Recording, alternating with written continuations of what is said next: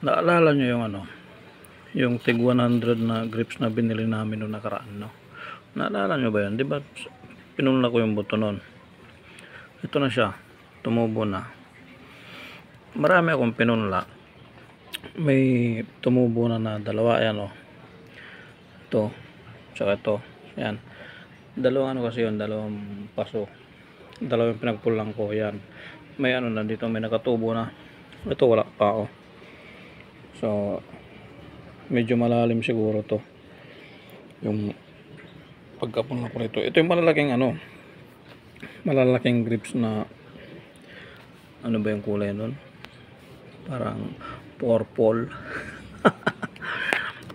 Basta yung hindi ano, hindi green, yung iba yung kulay, parang purple na red na violet, basta ganon yung kulay. Ayan o, may tumubo na. Alright, yeah.